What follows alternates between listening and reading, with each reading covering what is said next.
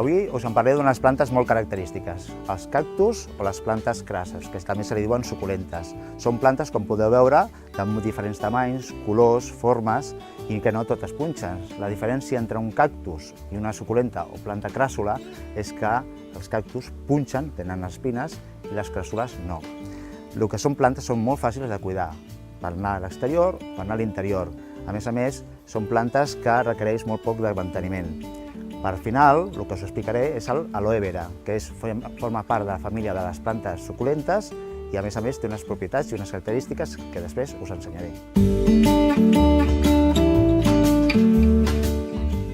Com podeu veure, n'hi ha una diversitat tremenda de cactus o plantes suculentes. Com he dit abans, els cactus són els que punxen i les suculentes o cràssules són els que no punxen. Que n'hi ha molts, n'hi ha molts cactus o moltes cràssules que no punxen. Aquí tenim una mica de col·lecció de cactus o cràssules que són coneguts per uns noms populars. Per exemple, tenim aquest molt conegut, a més que punxa com un dimoni, i se l'anomena el seient de la sogra o coixí de la sogra. No sé per què serà, però la veritat el que li va posar el nom algú tindria, però vaja, aquest punxa com un dimoni. Després tenim aquest és un cereus, això és una varietat de cactus que se li diu normalment a la muntanya de Montserrat. Després tenim aquest, que veieu que són com unes cues, però se li diu cua de mico. I hi ha molts cactus que ja tenen un nom popular, o aquest, per exemple, que és dos que n'hi ha aquí petits, aquest se li diuen cactus pedra, o també se li diu el cactus del peu de l'elefant. I per últim, per ensenyar així resumint, hi ha aquests dos, que són els cactus aquests coneguts com cactus de l'ordenador, que en realitat el cactus, el Cereus peruvianus, és aquest d'aquí, que estem veient aquí davant. Però el que es comercialitza més aviat, més normalment, és aquest. Aquest és un híbrid d'aquest, és el Cereus peruvianus híbrid. Aquest se li diu cactus de l'ordenador perquè es van fer fa molts anys unes proves, es van fer tirar unes radiacions en uns camps i resulta que n'hi havia el Cereus peruvianus. Van comprovar que les seves arestes, aquestes que veiem al cactus, van veure que al cap del temps aquestes radiacions les havia absorbit i havien quedat acumulades a la part de les arrels, la part baixa de les arrels. Per això es diu el cactus de l'ordenador, perquè tenia un cert tamany ja, o tenir un cactus a prop, té aquesta particularitat, que fent aquestes proves van veure que aquestes radiacions les absorbia i anaven a parar a prop de l'arrel del cactus. Veureu també que n'hi ha diferents varietats. Per exemple, aquí tenim aquests cactus. Aquests són cactus empeltats, són cactus que viuen un a sobre de l'altre. Aquí n'hi ha dos cactus. Això es fa amb cultiu i llavors d'aquesta manera aquest és una planta difícil que viu al terra i llavors vivint a sobre del peu, que seria això, viurà perfectament. N'hi ha de diferents colors, com veieu aquest d'aquí, rosa, vermell, n'hi ha groc, n'hi ha diferents tonalitats. També fan flor. Després tenim altres cràssules, aquestes són la família de les suculentes, que també tenim de penjar, vull dir que tenim tota una diversitat de formes, de tamanys, i aquests d'aquí que veieu, i n'hi ha moltes més varietats de penjar, i requereixen molt poc de reg. Ara us ensenyaré com molts cactus, formes com veieu aquí, aquest cactus és exactament igual que aquest d'aquí. Aquest és l'original, i aquest és un altre que ha mutat. Com passa? Això passa amb molta diversitat de cactus. Quan es fan en cultiu i es planten cactus, per exemple, com aquest d'aquí, pot ser que alguns comencin a treure més formes i comencin a mutar una part d'ella. I llavors es acaba convertint, com veieu, aquest d'aquí. Aquest es diu un cristata. Llavors, això, abans d'estar aquí, surt a la mateixa planta, es divideix, es talla amb un ganivet i es planta amb un test. A partir d'aquí, quan aquesta planta tenim i és gran, això és com en fan viver, a partir d'aquesta planta que ja ha tingut aquesta forma, comencem a fer esqueixos i tots sortiran com aquests. Pot ser que algun torni a la seva forma original, però la majoria mantindran la forma cristata. I això passa amb moltíssims cactus. No totes tenen per què ser cristates, n'hi ha que fan formes estranyes, formes que semblen com cucs i tal, i solen ser, a vegades pot ser un grosoni, com és aquest d'aquí, el grosoni que és el seient de la sogra, que també pot haver degenerat una altra varietat de grosoni i tenir formes estranyes perquè ha mutat, i llavors el seu procés és d'aquesta manera.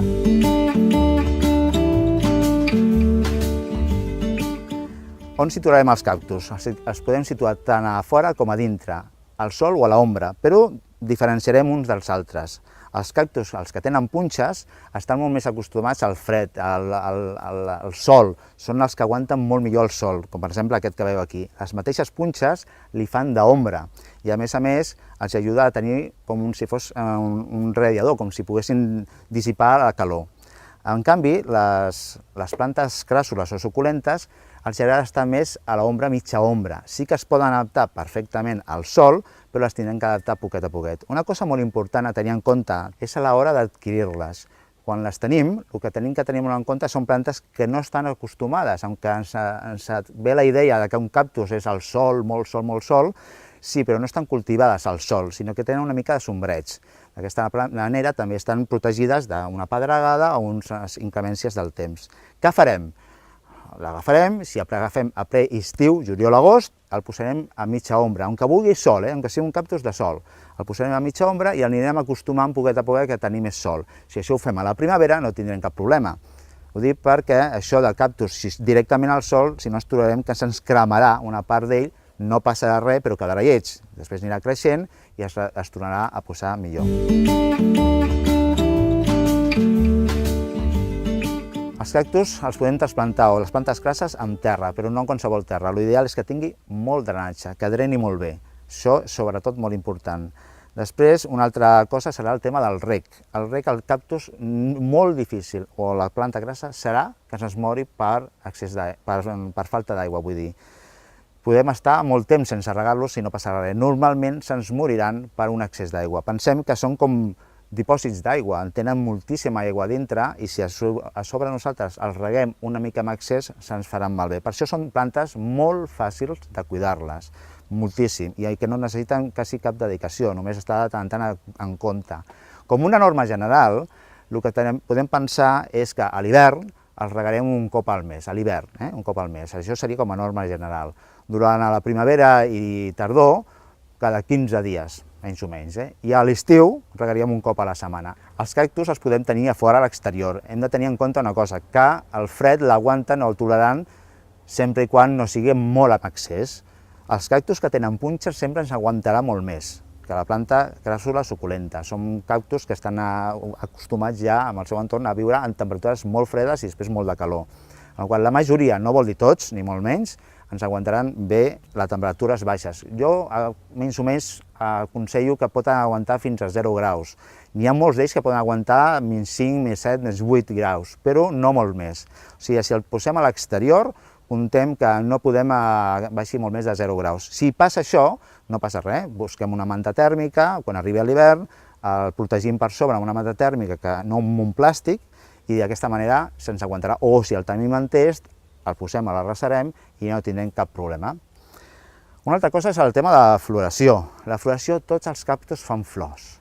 Aquí m'agradaria veure, que ensenyar-vos alguns, per exemple. A més, hi ha cactus que fan una floració tremenda. Són més grans moltes vegades la flor que el mateix cactus. Tots els cactus i les plantes cràssules, suculentes, tots floreixen. N'hi ha un moment determinat durant la primavera i estiu, la gran majoria d'ells, que floreixen. La seva floració sol ser molt curta, n'hi ha flors que duren un dia, n'hi ha flors que duren 3 dies i n'hi ha cactus inclús que tarden en florir fins a 14 anys, com és el seient de la sogra, que abans hem vist, el grosoni, poden tardar fins a 14 anys. Molts d'ells, al cap d'un any, 2 anys, ja comencen a florir. I ells són cactus que tenen floracions molt vistoses. Els cactus, en principi, a vegades s'han de trasplantar, ja no creixen gaire, són de creixement lent, inclús els podem fer que creixin menys si els reguem menys encara, però com farem per trasplantar aquest cactus? Ni tan sols els guants seran capaços d'aguantar aquestes punxes tan grosses. Llavors, això és un sistema molt curiós perquè ho farem amb unes revistes. Si l'agafem d'aquesta manera, una cosa tan senzilla com això, veieu? I puc manipular d'una manera senzilla i molt fàcil per poder trasplantar un cactus que punxa moltíssim. Això ho podem fer a qualsevol cactus, ja veieu que amb 2 revistes tan simple com això, podem manipular-los i fer-ho perfectament.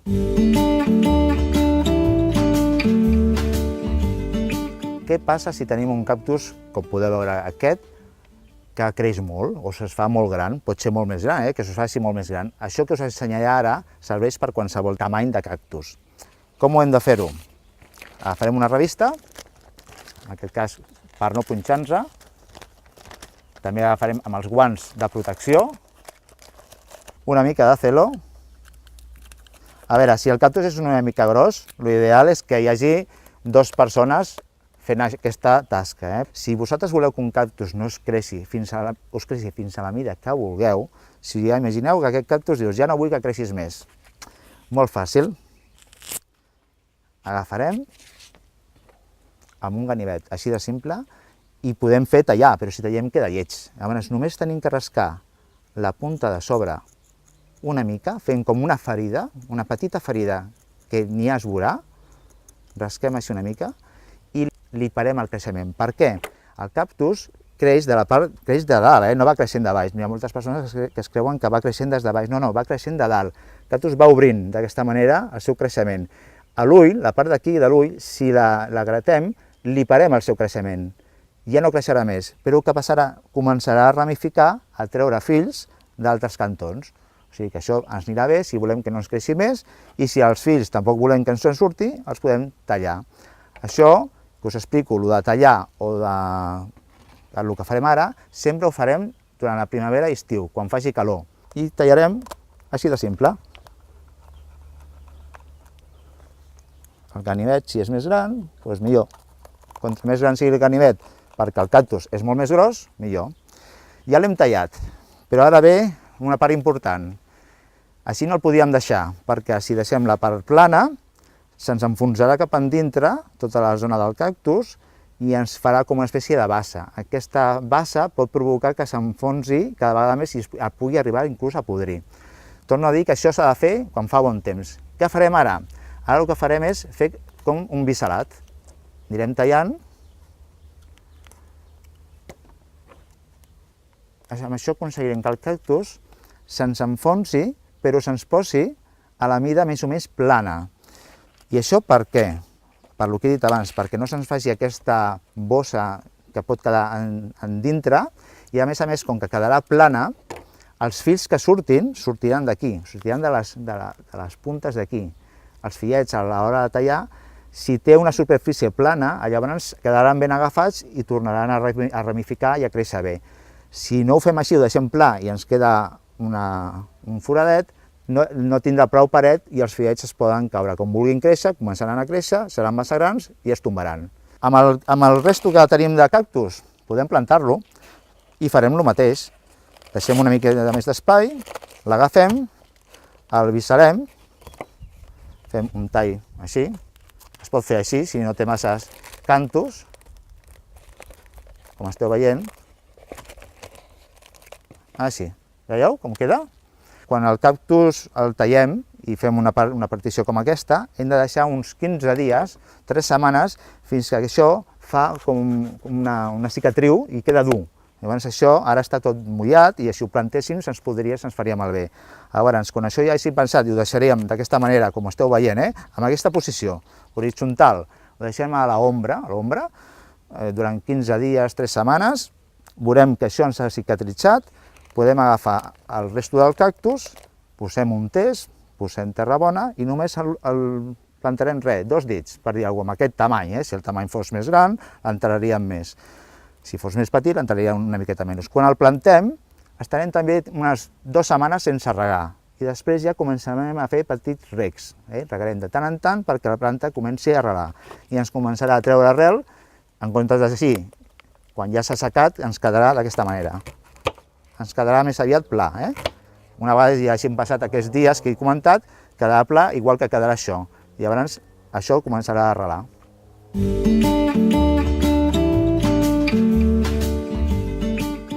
Finalment parlarem, perquè també és de la família de les cràssules, de l'aloe vera.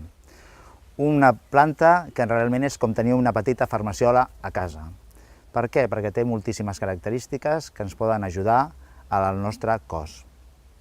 L'aloe vera, o l'aloe barbarensis, és la varietat que més utilitzem a tota la zona europea.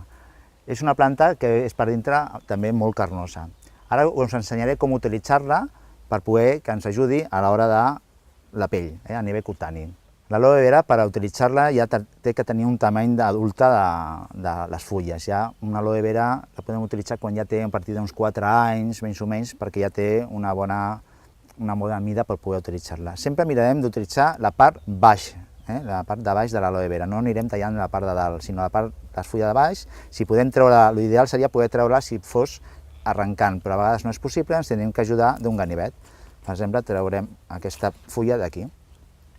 Com veieu, quan traiem l'aloe vera, el que sí, per tenir en compte i saber utilitzar-la, podeu observar que ara, si aguanto d'aquesta manera, anirà caient, veieu aquest suquet que va caient aquí groc? Això es diu aloïna.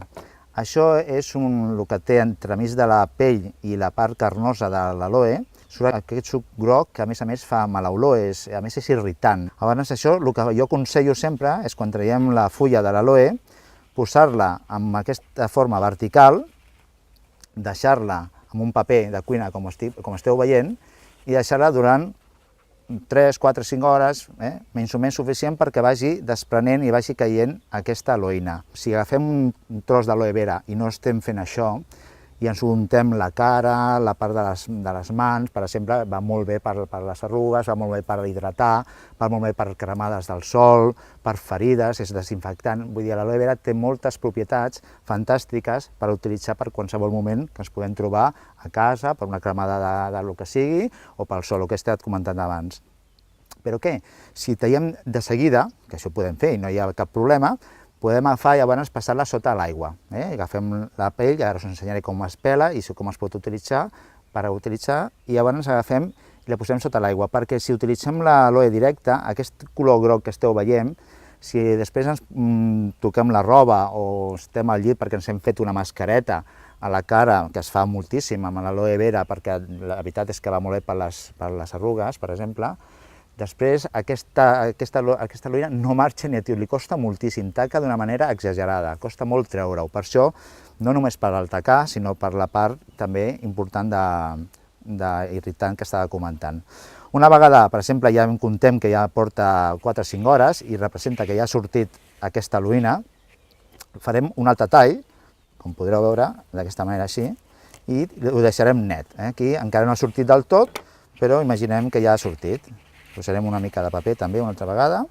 Una vegada ja tenim això, ja tenim la part neta, representa que ja ens ha sortit tota l'aloïna, farem un tall. Imaginem que ens ha picat un mosquit, tenim uns granets, un eczema, el que sigui, i volem utilitzar-la per posar-nos a les mans, a la cara, fer el que vulguem utilitzar-lo.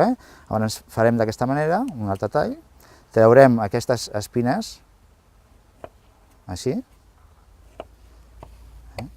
i llavors podem, si és per utilitzar a la pell, només tallar i fer això.